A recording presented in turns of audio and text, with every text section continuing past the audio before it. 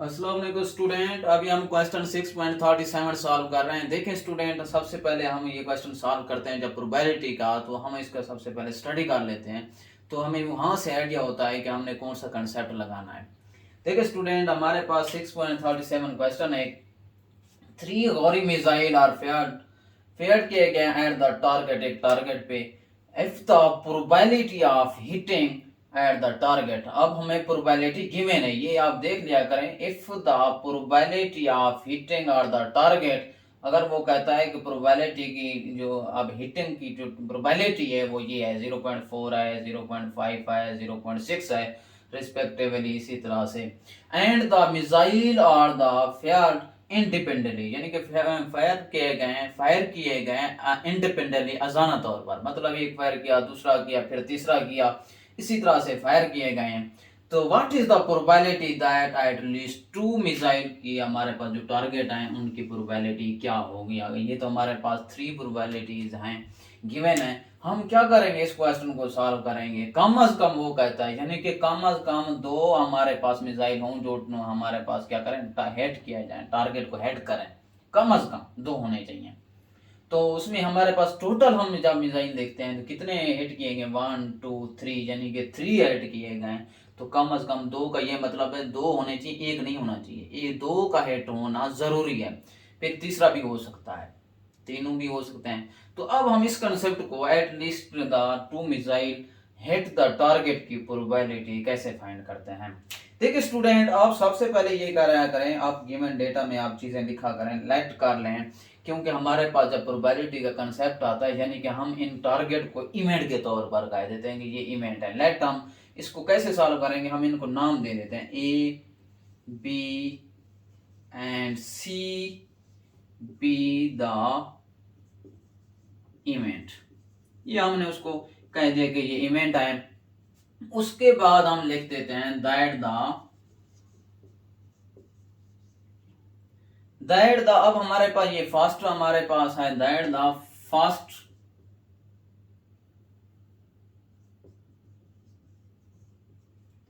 उसके बाद ये सेकंड है, तो सेकंड का नाम दे देते हैं, एंड थर्ड। ठीक है, हमारे पास क्या आ गया, थर्ड हिट द टारगेट, यानी कि हमारे पास क्या आ गया। इसके बाद हम क्या कह देते हैं, हिट द टारगेट, हमने ये फाइंड आउट किया है, यानी कि first second and third hit the target respectively, ये हमने लिख दिए हैं। हमने इसका गिवन लेट कर दिए हैं, ए बी एंड सी को, इवेंट को साथ, फर्स्ट को मतलब फर्स्ट ए इवेंट है, सेकंड जो है टारगेट है वो हमारे पास बी है जो हेड द टारगेट किए गए हैं, सी जो है हमारे पास थर्ड जो है, third the head the target है।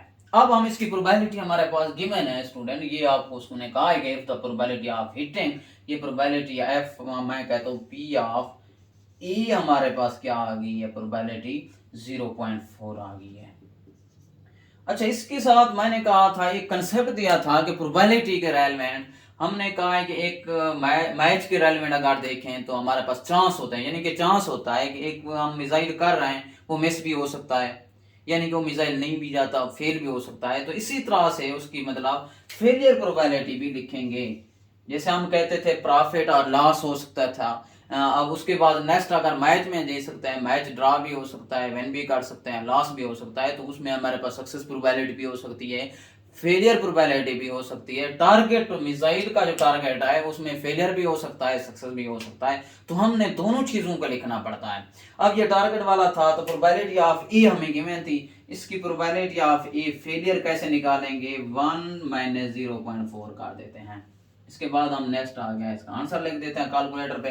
दोबारा मैं आपको लिख लेता हूँ, प्रोबेबिलिटी ऑफ बी भी लिख देता हूँ। प्रोबेबिलिटी ऑफ बी हमारे पास कौन सा स्टूडेंट, ये हमारे पास 0.5 है।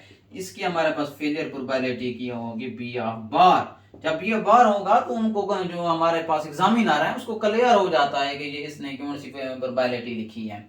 तो हमारे पास 1 माइनस हमारे पास 0.5। उसके बाद next probability of C equal to हमारे पास कौन सी है, सी 0.6 है, तो हमारे पास इक्वल टू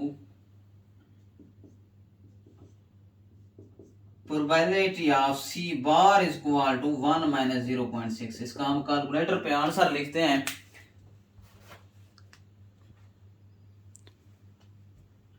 देखें स्टूडेंट, अब हम इसके आंसर लिख लेते हैं, उसके बाद आगे नेक्स्ट सॉल्व करते हैं। 1 माइनस, देखिए स्टूडेंट, अगर आप चीज़ों को कहेंगे कि हमें नहीं आती तो आप बिल्कुल भी नहीं कर सकेंगे। आप थोड़ा सा कोशिश करें, क्योंकि आपका जो पेपर आना है, सीन आना होता है, तो आपके लिए मुश्किल भी नहीं होता, लेकिन आपने गिवन डेटा को समझना होता है कि किस तरह से हमने सॉल्व करना है। 1 माइनस 0.4 तो हमारे पास 0.6 आंसर आ गया। इसका आंसर लिख लेते हैं 1 माइनस 0.5, तो हमारे पास 1 माइनस 0.5 तो हमारे पास 0.5 ही आता है। इक्वल टू 1 माइनस 0.6 हमारे पास 0.4 आंसर आ गया है। अच्छा स्टूडेंट, ये हमारे पास इस तरह का क्वेश्चन था, तो हमने इनका मतलब प्रोबेबिलिटीज लिख दिए। अब हम इसका लिखते हैं कंसेप्ट। किसकी प्रोबेबिलिटी फाइंड करनी है? प्रोबेबिलिटी फाइंड करनी है हमने एट लीस्ट 2 मिसाइल की।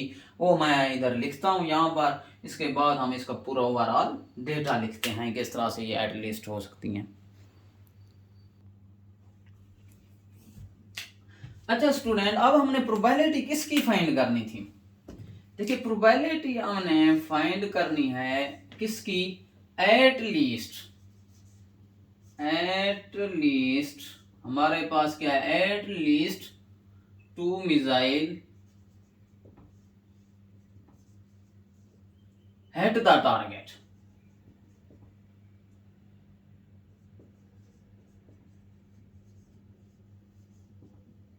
इसकी प्रोबेबिलिटी हमने फाइंड करनी है। जब देखो 2 मिसाइल, कम से कम 2 मिसाइल होने चाहिए, उसकी प्रोबेबिलिटी फाइंड कर। अच्छा, प्रोबेबिलिटी हम अगर ए लिख देते हैं, प्रोबेबिलिटी ऑफ ए बार नहीं, probability of A, probability of multiply, यानी कि एक मिनट,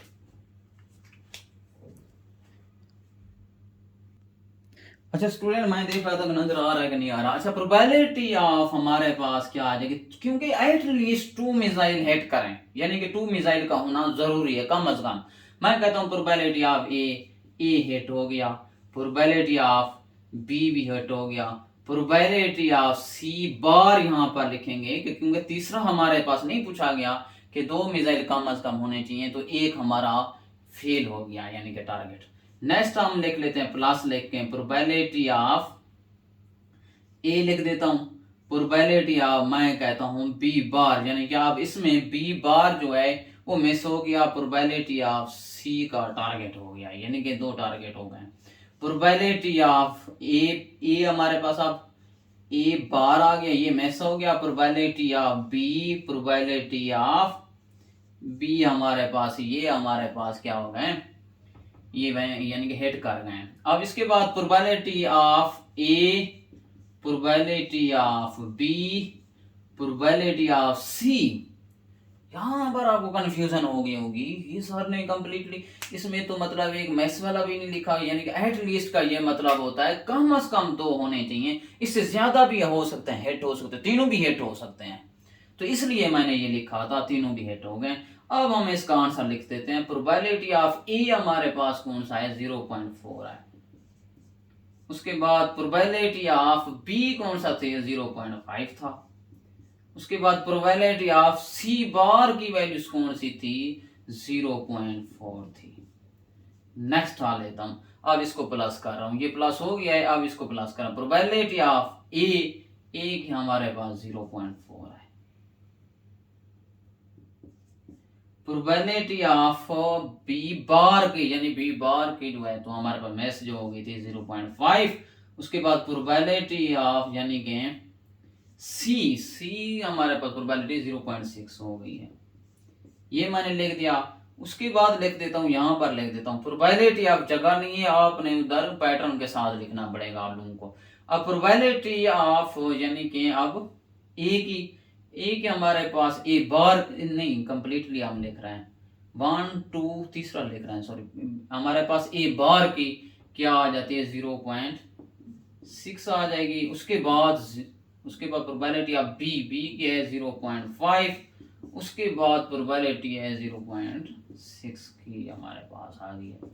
नेक्स्ट आ जाते हैं, देखिए स्टूडेंट, अब हमारे पास क्या है कि अब तीनों सेम लिख देंगे। प्रोबेबिलिटी ऑफ ए, ये वाला लिख रहे हैं, प्रोबेबिलिटी ऑफ ए की 0.4, प्रोबेबिलिटी ऑफ बी की है 0.5, प्रोबेबिलिटी ऑफ सी की है 0.6 आ गई है। अब हम इसका आंसर लिखते हैं इसको मल्टीप्लाइड कर लेते हैं, 0.4 मल्टीप्लाइड 0.5 मल्टीप्लाइड 0.6 आ गया, तो 0.08 आ गया, इसको मल्टीप्लाइड किया है। नेक्स्ट लिख देते हैं 0.6,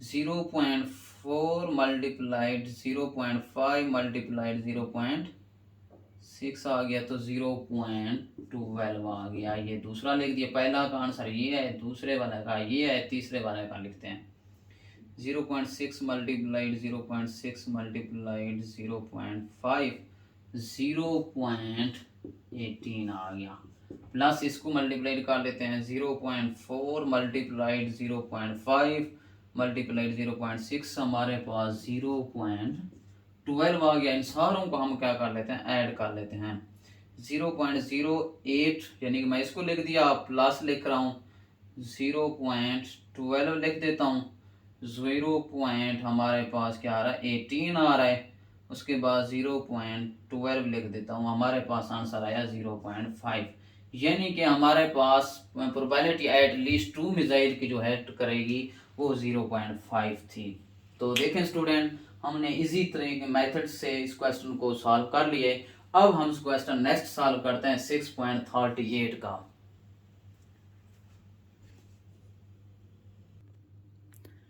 अच्छा स्टूडेंट, नेक्स्ट क्वेश्चन पे आ गया 6.38 क्वेश्चन है। तो वो क्या कहता है, सबसे पहले हम स्टडी करते हैं इसको, देखते हैं कि इस हमें क्वेश्चन में क्या क्या चीज हमने फाइंड करनी है। Assume that x is a number chosen at a random from the set of integer between the 1 and 14। हमें एक सेट गिवन है, यानी कि इंटीजर का हमारे पास सेट गिवन है, तो यानी कि अब हमारे पास यानी कि सिंपल स्पेस इसको लिख लेते हैं, या set of integers, set of integers हम लिख देते हैं। कौन सा है हमारे पास, किधर से 1 से 14 तक जा रहा है, यानी कि 1 2 3 4 5 6 7 8 9 10 11 12 13 और 14। अब सेट ऑफ इंटीजर्स हमारे पास, सेट ऑफ यानी कि इंटीजर हमारे पास कितना था, 1 से 14 तक था, तो हमने लिख दिया है, कोई इशू नहीं है। सेट ऑफ इंटीजर को अब सी से भी रिप्रेजेंट कर लेते हैं। अब देखते हैं कि यानी कि हम इसको एन ऑफ एस लिख देते हैं, N of S total number of outcome लिख देते हैं। कितनी हो गई, हम काउंट करेंगे तो 14 तक जा रहा है, तो यानी कि हमारे पास 14 आ गया है। अब इसका फर्स्ट पार्ट आ गया, respectively what is the probability that, probability हमने इसकी फाइंड करनी है कि उन्होंने क्या कहा है कि x इज है number chosen at the random, कोई भी x नंबर है, हम रैंडमली यानी कि नंबर है कोई रैंडमली इसको चूज कर रहे हैं, कोई भी हो सकता है।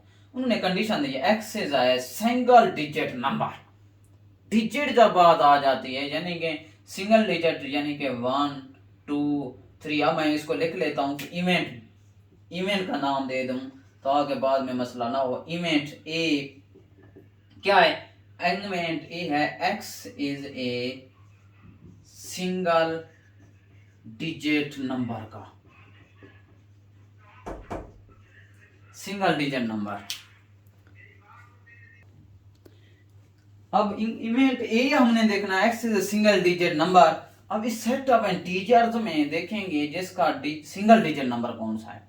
अब e इक्वल टू स्टूडेंट देखें, सिंगल डिजिट नंबर 1 भी सिंगल डिजिट है, 2b 3b 4b 5b 6 7 8 और 9 और 10 क्यों नहीं है, क्योंकि 10 और 0 1 और 0 ये 2 डिजिट बोलते हैं इनको।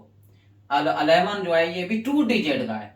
अकेला नंबर यानी कि 9 एक 1 डिजिट है, इसको 1 डिजिट ही बोलेंगे, ये नहीं 2 डिजिट। सिंगल डिजिट का ये मतलब है 1 से हमने जाना था 9th के ऊपर।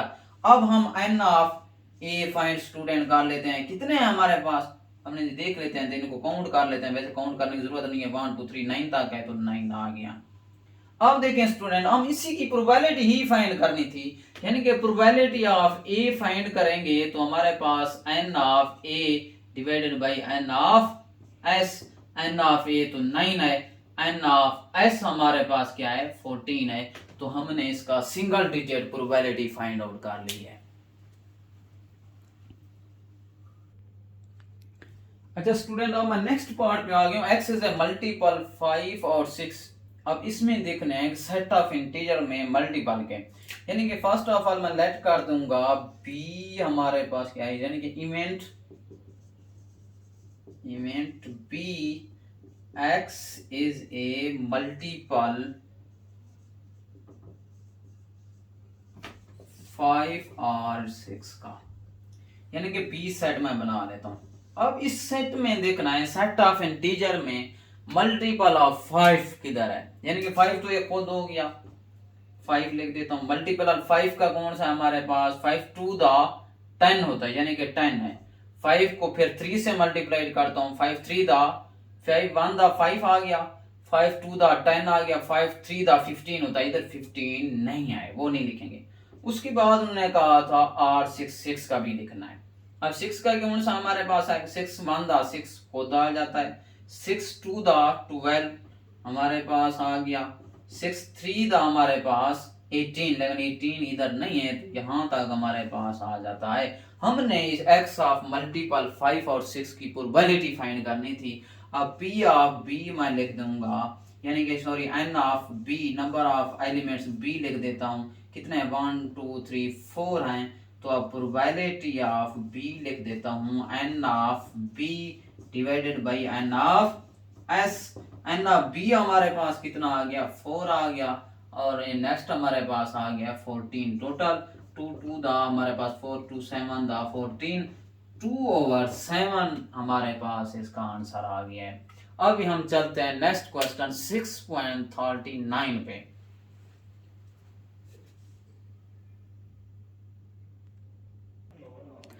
अच्छा स्टूडेंट, प्रोबेबिलिटी हमारे पास गिवन है। अब 6.39 क्वेश्चन सॉल्व करते हैं। What are the odd for the occurrence of event, it's probability is, यानी कि प्रोबेबिलिटी गिवन है, हमने ऑड फॉर occurrence फाइंड करना है इवेंट का।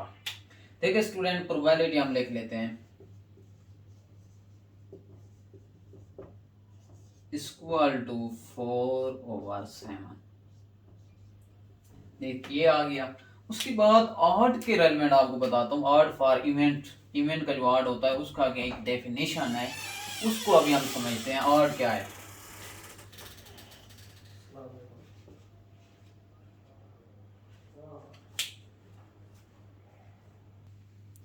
अच्छा स्टूडेंट, मैंने ऑड की डेफिनेशन लिख दी है। Odd for event are defined, यानी कि अब ऑड की आगे व्हाट इज द ऑड क्या है, तो उसकी मैंने एक डेफिनेशन लिख दी है कि odd for event are defined as the ratio of success to failure. अब हम इस क्वेश्चन में समझते हैं, इस प्रोबेबिलिटी में समझते हैं कि सक्सेस कौन सा है और फेलियर कौन सा है, सिर्फ क्योंकि ऑड फाइंड करने के लिए। ऑड हमारे पास फार्मूला लिख लेते हैं, ऑड इसको किसका ऑड हम फाइंड कर रहे हैं वो भी लिख देते हैं, odd for the occurrence equal to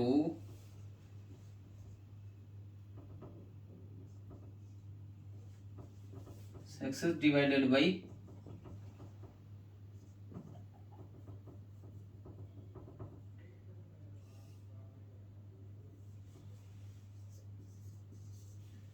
अच्छा ठीक है, सक्सेस पहले हम फाइंड आउट कर लेते हैं, फिर उसके बाद फार्मूला लगा देंगे। ठीक है स्टूडेंट, सक्सेस जो होगा प्रोबेबिलिटी का जो हमारे पास इधर जो वैल्यूज होगी वो सक्सेस प्रोबेबिलिटी यानी कि होगी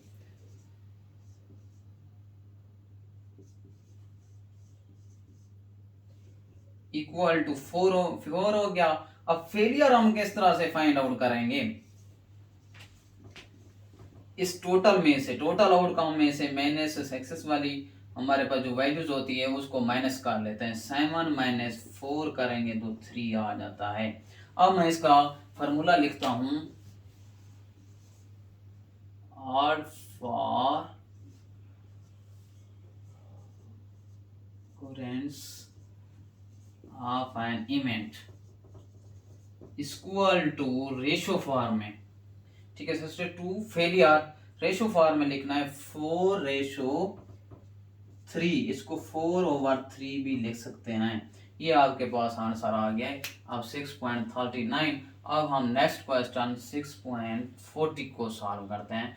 ऑड का आपको कंसेप्ट आना चाहिए। ऑड कैसे फाइंड करते हैं? ऑड का ये फॉर्मूला होता है success divided by failure. Success divided by failure या सक्सेस रेशो फेलियर होती है। अब सक्सेस कौन सी वैल्यूज होती है? ये ऊपर वाली जो वैल्यूज होती है वो सक्सेस होती है। फेलियर कैसे निकालेंगे? तो ये 7 में से यानी कि टोटल में से ये ऊपर वाली वैल्यूज माइनस कर लेंगे तो वो फेलियर आ जाएगी। तो बस वही हमें रोक ऐड होती है, रेशो फॉर्म में लिख देंगे तो ऑड फॉर इवेंट आप फाइंड आउट कर लेंगे। अभी हम चलते हैं 6.40 क्वेश्चन पे। अच्छा स्टूडेंट, अब हम क्वेश्चन 6.40 सॉल्व कर रहे हैं। देखिए स्टूडेंट, सपोज दैट, सबसे पहले हम देखते हैं इसकी स्टडी करते हैं कि किस कंसेप्ट से सॉल्व करते हैं। Suppose that it is 9 to 7।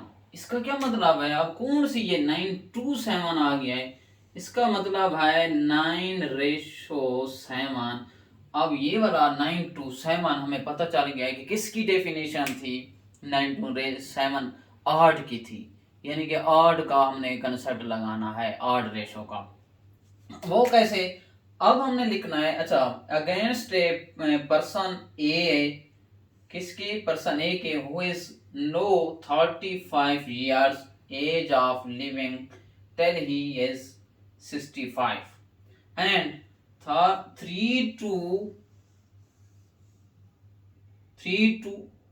2 against a person B के।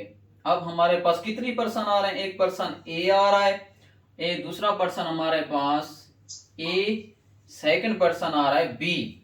फर्स्ट पर्सन हमारे पास ए आ रहा है, सेकंड पर्सन हमारे पास बी आ रहा है। यानी कि हमारे पास अलग अलग डेटा है, पर्सन ए का भी अलग डेटा है, पर्सन बी का भी अलग डेटा है। उसके रेलेवेंट हमने क्वेश्चन सॉल्व करना है।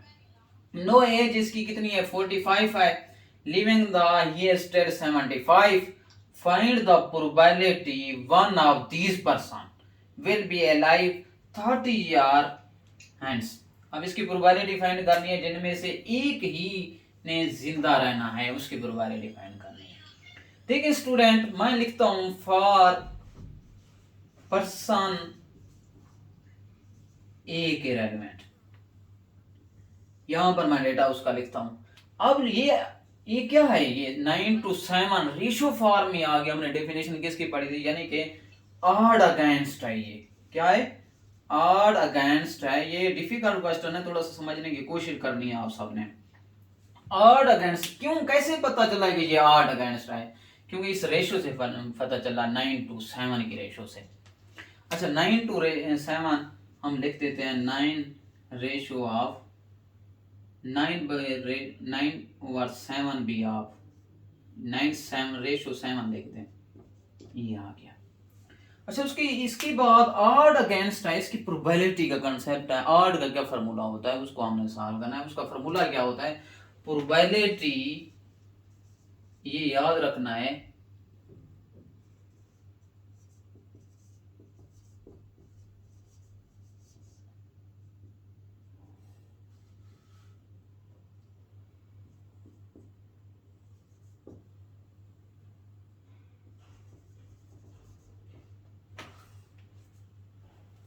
क्या होगा हमारे पास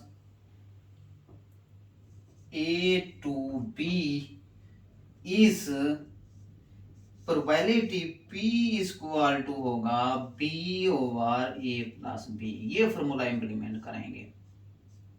जब हमारे पास इस तरह से क्वेश्चन आएगा जैसे 9 to 7 है, हमने ये वाला कंसेप्ट प्रोबेबिलिटी पे, यानी कि प्रोबेबिलिटी इस पैटर्न से सॉल्व करेंगे, ना कि नंबर ऑफ फेवरेबल आउटकम यानी कि डिवाइडेड बाय आउटकम, वो वाला मेथड नहीं लगाएंगे, ये वाला फार्मूला इंप्लीमेंट कर देंगे। कैसे पता चला? क्योंकि ये 9:7 का मतलब है 9:7। तो हमें 9 रेशो वाला जब कंसेप्ट आता है तो हम प्रोबेबिलिटी वाला फार्मूला जब रेशो फॉर्म में हो तो हमने ये लगाना है, यानी कि 9:7 हो, या इधर A/B इसको लिख सकते हैं। इस तरह का जब क्वेश्चन आएगा तो प्रोबेबिलिटी हमने कैसे फाइंड करनी है, P=P/A+B। ये फार्मूला आ गया। अब प्रोबेबिलिटी मैं लिख देता हूं किस किया, ऑड अगेंस्ट के हमारे पास क्या आ जाएगा,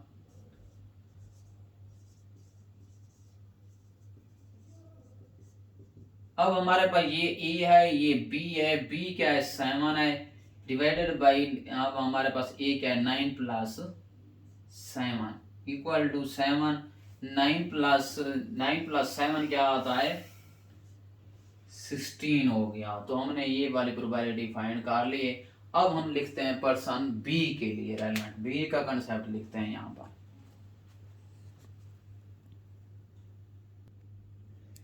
अच्छा स्टूडेंट, प्रोबेबिलिटी हमने ऑड अगेंस्ट नहीं लिखनी थी, इस पे हमने कंसेप्ट लगाना था। किसकी प्रोबेबिलिटी फाइंड करनी है? फॉर अ पर्सन ए की, यानी कि प्रोबेबिलिटी हमने लिखनी थी, प्रोबेबिलिटी ए की in life equal to probability of life. हमने देखना है कि अब कितनी दफा 9, अब 7, यानी कि बी हमारे पास ये 7 है, 7 डिवाइडेड बाई 9+7 ओवर हमारे पास क्या आ जाता है 16 आ जाता है।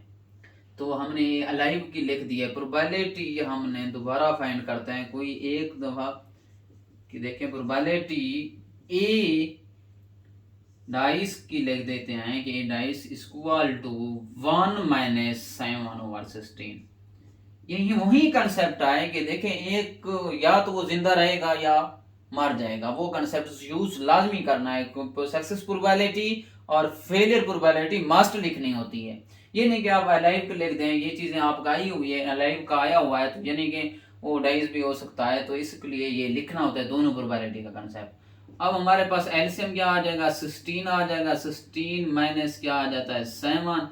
अब हमारे पास क्या आ जाता है यहाँ पर, इसको सिंप्लीफाई कर लें, कैलकुलेटर पे हमने इसको माइनस कर लेते हैं। देखें स्टूडेंट, 16-7 किया तो हमारे पास क्या आ जाता है 9 आ जाता है, 9/16। फिर इसके बाद देखें इसको 3 पे डिवाइड भी नहीं कर सकते, 9/16 आ जाएगी। ये हमारे पास फॉर पर्सन ए के रेलिवेंट कंसेप्ट था। अब फॉर पर्सन बी के रेलिवेंट हम लिख लेते हैं। फॉर पर्सन, अब मैं इसमें ब्लैक में देख लेता हूं, फॉर पर्सन बी का मैं कंसेप्ट लिख लेता हूं यहां पर। देखिए स्टूडेंट, आपको नजर आ रहा है कि नहीं?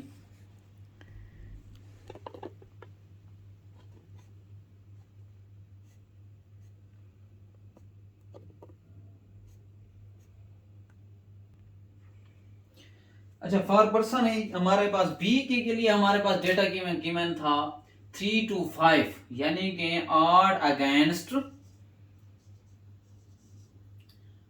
अगेंस्ट हमारे पास क्या है 3 to 5 है। 3 to यानी कि 3 है, सॉरी 3 से 2 है। अब हम आ जाते हैं इसकी प्रोबेबिलिटी में, ये डायरेक्ट फार्मूला लगा देता हूं। प्रोबेबिलिटी नो, ये वाला प्रोबेबिलिटी ऑफ ए अलाइव यानी कि बी अलाइव का लिखेंगे। प्रोबेबिलिटी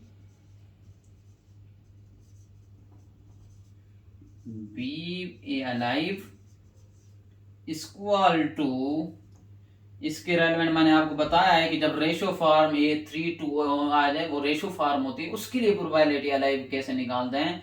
अब इसको मैं आपको बता दिया था। क्या हमारे पास बी जो होता है ये सेकंड होता है, 2-3 होता है, प्लस हमारे पास 2 हो जाएगा इक्वल टू 5 हो 2/5।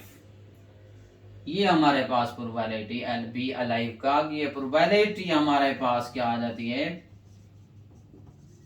B dies equal to 1-2/5।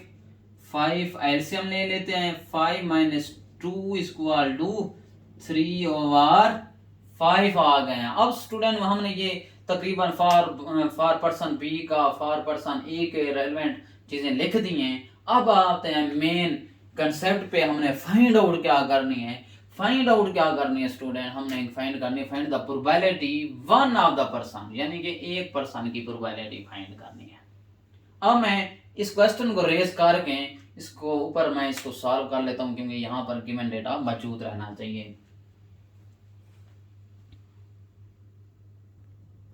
अच्छा स्टूडेंट देखें कि हमारे पास find the probability that one of these person, इन पर्सन में से सिर्फ एक का जिंदा रहना लाजमी है, will be alive in 30 year hence. अब इसमें प्रोबेबिलिटी एग्जैक्टली यानी कि हमारे पास वन लिव्स रहना चाहिए, यानी कि अब प्रोबेबिलिटी हमारे पास एक ही रहना चाहिए, उसका एग्जैक्टली वन लिखते हैं। ठीक है, प्रोबेबिलिटी ऑफ ए आ जाएगी और मल्टीप्लाइड हमारे पास प्रोबेबिलिटी ऑफ क्या आ जाएगी, बी बार, यानी कि ये डाइस हो गया है। उसके बाद प्रोबेबिलिटी ऑफ बी या जिंदा रहेगा, तो दूसरा प्रोबेबिलिटी ऑफ ई मर जाएगा, उसका हमने ये लिख देना है। प्रोबेबिलिटी ऑफ ए हमारे पास गिवन है, कहाँ हमने निकाली थी, 7/16 था, 7/16। उसके बाद मल्टीप्लीकेशन प्रोबेबिलिटी ऑफ बी का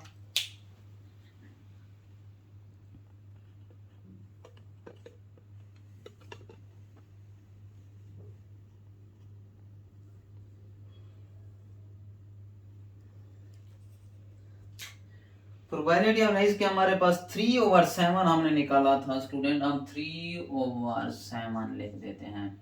आगे plus probability of B, probability of B क्या थी हमारे पास, 2/5, 2/5 multiplied probability of A bar की हमारे पास किधर थी, ए बार की 9/16। यहां तक हमने सिंप्लीफाई कर दिया है। अच्छा स्टूडेंट, अब हम आ गए हैं इधर, देखें कि हमारे पास 7 को मल्टीप्लाई 3 से करेंगे तो 21 आता है, 16 मल्टीप्लाई 5 करते हैं तो 80 आता है। उसके बाद नेक्स्ट 9 मल्टीप्लाई 2 करेंगे तो 18 आता है, 5 मल्टीप्लाई 16 करते हैं तो हमारे पास 80 आता है। फिर इसके बाद 80 क्या कर लेते हैं, एलसीएम निकाल लेते हैं, 21 सेम सेम हो तो कोई इशू नहीं बनता। फिर 18, अब 21 18 को ऐड कर देंगे, 9/39, यानी कि हमारे पास 39/80 हमने फाइंड आउट कर लिया। हमने क्वेश्चन अब 6.43 हमने क्वेश्चन सॉल्व कर लिए। नेक्स्ट वीडियो में हमने स्टार्ट करना है इंशाल्लाह 6.41 से स्टार्ट करेंगे और कंप्लीट करेंगे एक्सरसाइज को। अल्लाह हाफिज़।